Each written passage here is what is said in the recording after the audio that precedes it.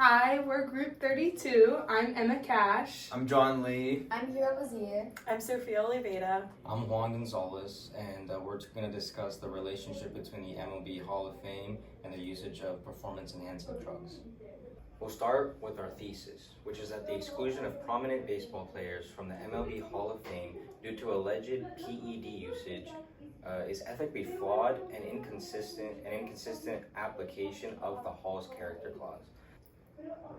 It's one that ignores their undeniable contributions to the game, selectively enforces moral standards, and reflects the MLB's broader historical resistance to progress and inclusivity rooted in outdated traditionalism.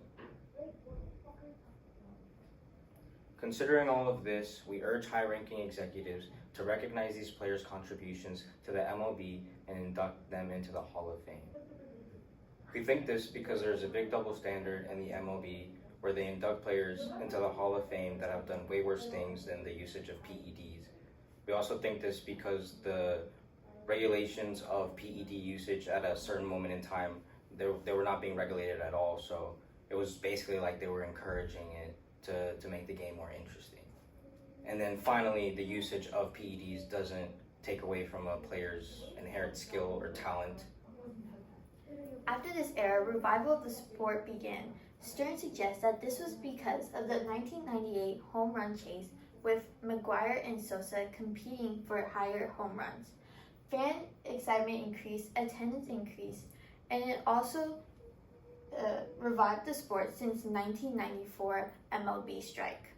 The league, the team owners, and the media were not suspicious of steroids at this time because they were benefiting financially during this.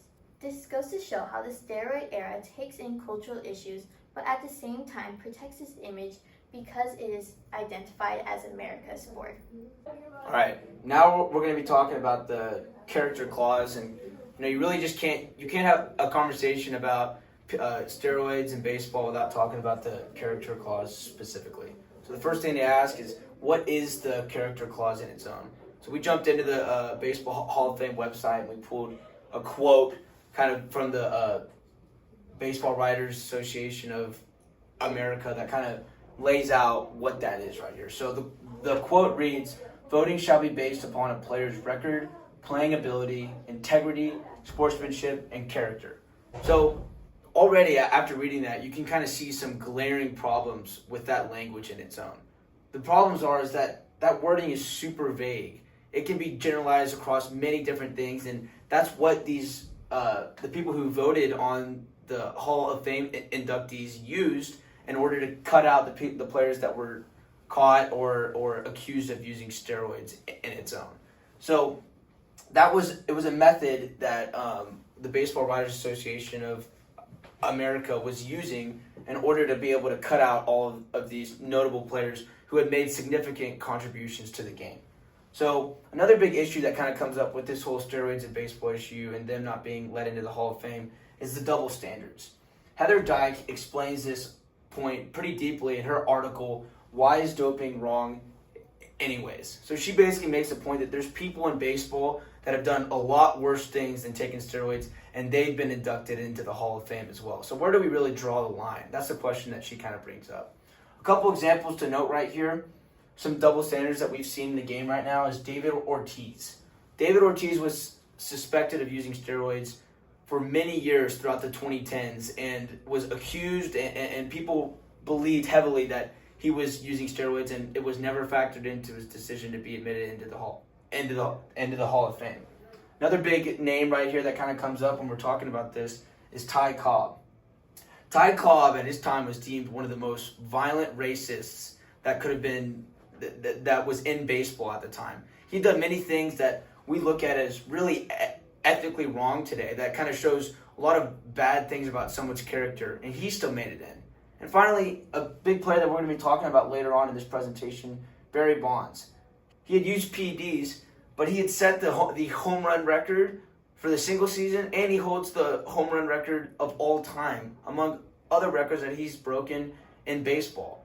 So there's a person right there that's made a significant contribution to the game, probably arguably the most so out of anybody ever, and he couldn't even get let in because he was using PEDs. Okay, moving on, we have to ask ourselves, what story does the Hall of Fame want us to tell? And so, to kind of discuss this and kind of to put it in a more digestible way, we have a timeline over here that kind of represents the history of steroids in baseball. So it all starts in 1988, where Jose Canseco is deemed the godfather of steroids. It's kind of started to be, there's begins to be suspicion that he's using steroids. And so the years move on, and we finally make it to 1998 season, where it's deemed the greatest season ever, and the Mark McGwire and Sammy Sosa historic home run race was pretty much shattering TVs with how well that it was doing on the TV ratings. And MLB was profiting this entire time from it. And so finally moving on, we see the 2002 Mitchell Report, which pretty much laid out a full documentation saying that people in the league in high numbers are using steroids. And it took from all the way to 1988 to 2002, where they basically had to scream at MLB to start making some action for it. And even then, from 2004 to roughly 2005, players are finally starting to get, randomly tested and punished for using PEDs in baseball.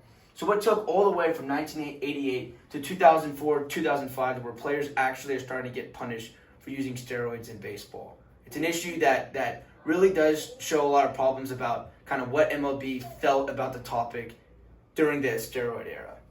So the big issue that comes up with this that we were just talking about is MLB's complicity. They benefited financially from the steroid era for years. They had experienced some of the highest TV ratings that they could have dealt with in many years, maybe all time. And a lot of this was attributable to the performance of the people that were taking steroids. And so, this really kind of making this point right here really makes us want to put the blame on MLB for pretty much promoting an environment where steroids were common and not looking into it at all when it was almost glaringly obvious that people were using steroids in baseball. It's an issue that should be placed on MLB and not the players who were succeeding in a time where it was deemed okay. So what this does is this kind of devalues the big title that the Hall of Fame has. The Hall of Fame is supposed to be something that is a huge and high honor for players to be able to get to and be voted into. And with all of this exclusion of people, who were using steroids at the time, although they made significant contributions to the game, it kind of makes the Hall of Fame not as much about honor, not as much about, your role in changing baseball, but more so about being a cultural institution. I mean, if you can set the record for home runs, if you can set the record for Cy Youngs in a season, if you can set the record, the single season record for home runs, and you can't even get inducted into the Hall of Fame because you were using steroids just like everybody else was, this shows the baseball writers' bias in being able to make these decisions and how stubborn that they were, although these players were highly talented and they made significant contributions to the game. They changed the game. This is an issue that devalues the Hall of Fame, and it makes it less of an honor for everybody who will get it in the future. Next, we want to discuss the cloudy history between the Hall of Fame and performance-enhancing drugs. The Hall of Fame has curated a mythical image of purity and traditionality within Cooperstown, exemplified by the use of the character clause. However, this idealized version of the sport ignores the more complicated truths, such as the use of amphetamines, also known as greenies, in Major League Baseball's earlier years.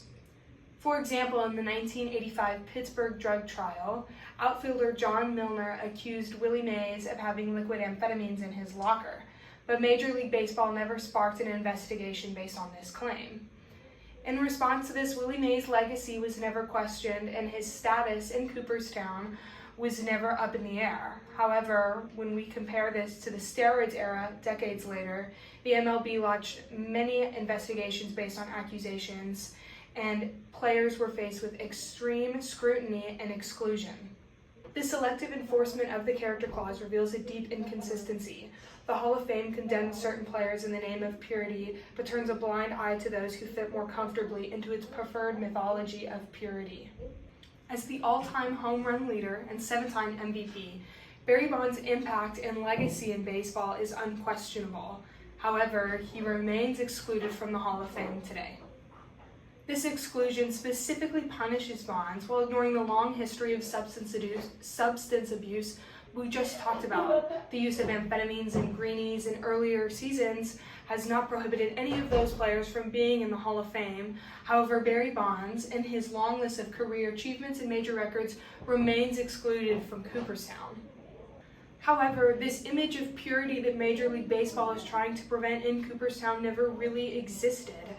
And by omitting Bonds, the Hall of Fame is basically erasing a huge part of their offensive history and a huge part of the record breaking that has occurred over the course of the league in order to maintain this image of purity and traditionality that remains inside of the Hall of Fame. Yet, in a striking contradiction, Barry Bonds' Hall of Fame record-breaking baseball resides inside Cooperstown with a glaring asterisk right in the center. This shows the true hypocrisy of the situation, as his records are allowed to be relinquished in the Hall of Fame, but Barry Bonds is not allowed to be enshrined in Cooperstown. All right, finally I'm going to be talking about Mark McGwire, Sammy Sosa, and the importance of the 1998 season to Major League Baseball. The 1998 home run race between Sammy Sosa and Mark McGwire was not only thrilling, but it was redemptive for Major League Baseball. In the face of the 1994 players' strike that eventually led to the cancellation of the 1994 World Series, Major League Baseball fan attendance was at an all-time low and was experiencing an increasingly low amount of fan interest. However, in 1998, Sosa and McGwire's chase to break the home run record caught fan attention, reignited national interest, sold out stadiums, and brought baseball back to the cultural spotlight in America. This exclusion is completely unjust, as both Sammy Sosa and Mark McGwire completely revitalized Major League Baseball with their record-breaking 1998 season. However, they're absent from this sanctuary of Cooperstown because Major League Baseball is largely concerned with protecting its false image of purity and by celebrating a curated and exclusionary history within Cooperstown. At the end of the day, the Hall of Fame's purpose isn't to judge upon people's morality. It's about recognizing the players who have made an undeniable impact on the game, those who have left a lasting legacy. The Hall of Fame should celebrate those players who have shaped the game, not exclude those who were significant but imperfect. By leaving out these influential players, we do an injustice to the history of the game. Baseball is about growth, passion, and legacy. It's about what these players have contributed to the game, not just their personal lives. Should steroids erase everything that these players have accomplished? Should they overshadow their raw talent? Absolutely not. Steroids don't change the skill, the dedication, and the work ethic that it took these players to get to where they are today. Steroids were viewed negatively at the time, but as we look back, they're viewed differently.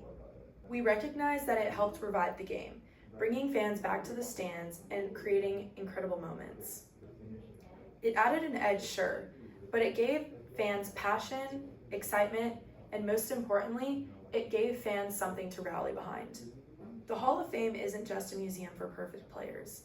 It's a monument to the game itself, and its players who contributed to its ever-evolving story, no matter their flaws, should be celebrated.